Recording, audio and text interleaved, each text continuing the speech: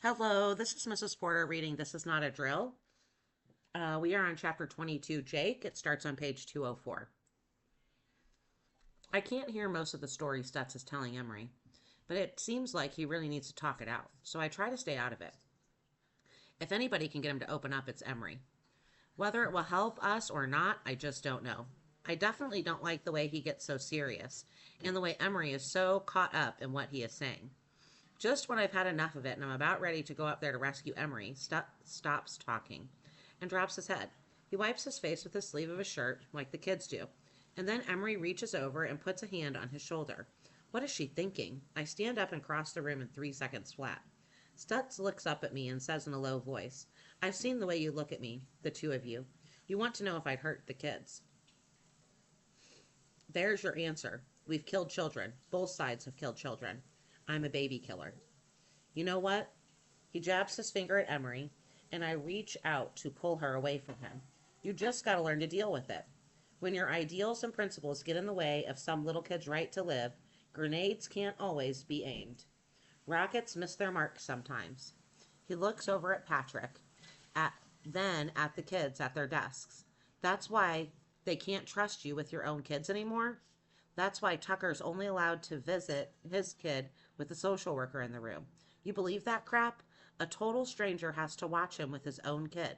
That's what happens when you ask for help. A few weeks in the psych ward, and you're an unfit parent for life. You tell them what you're really thinking, and they'll take your whole family away from you. Forget trying to get help. You'll wind up with nothing. He pauses, chest heaving, and then looks over at the television. Suddenly, he's yelling, Turn it up, turn it up! He jumps up and runs towards the TV, punching buttons in a panic. How do you turn this thing up? I follow him across the room. On the screen, there's a man's face I've never seen. Who is it? I ask. I said turn it up, Stutz yells.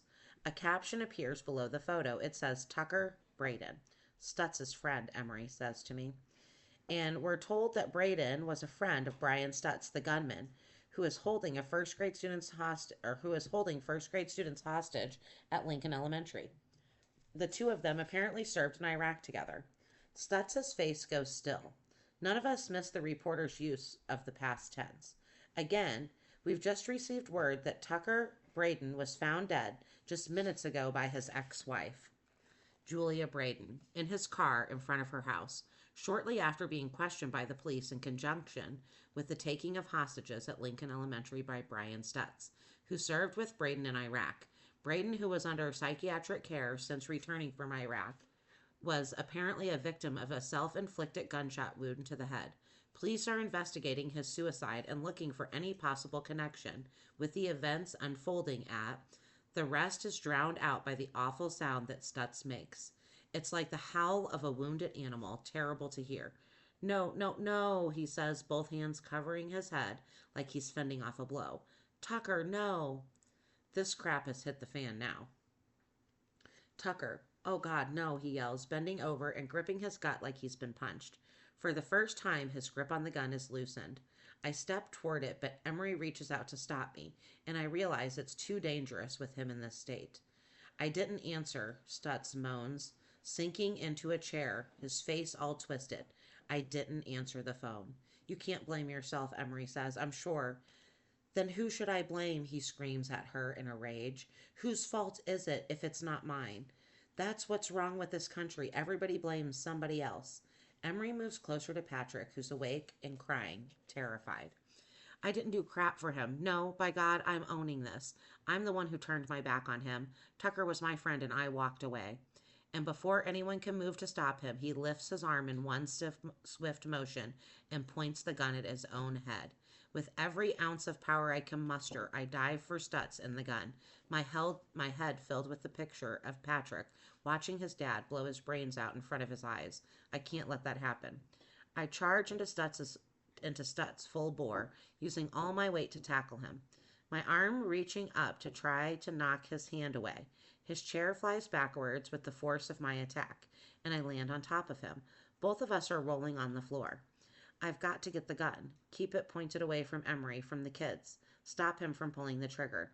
He tries to push me off with his left arm, but I cling to his right bicep. pulling myself upward, fighting to grab the gun as he holds it out of my reach. He locks his arms around my neck, and I hang on everything I've got. I'm vaguely conscious of Emery moving closer to us, reaching towards Stutz. I shout at her to get back. I fight to stay attached. Stretching my arm towards Stutz's hand, I get both hands around his waist and I hang on. I twist it so that the nose of the pistol points at the ceiling, and then miraculously, I feel my fingertips touch it. Both of us grapple for the weapon. My hand closes around his fist, and I can feel him losing ground as I pull it toward me. And then he elbows me in the chest hard with his free arm, and I feel the air leave my lungs. I make it one last lunge for the gun and pull his hand down toward me. The last thing I see is the nose pointed downward. I'm looking down the barrel of Stutz's gun. Then the world explodes and a hot white pain sears my chest.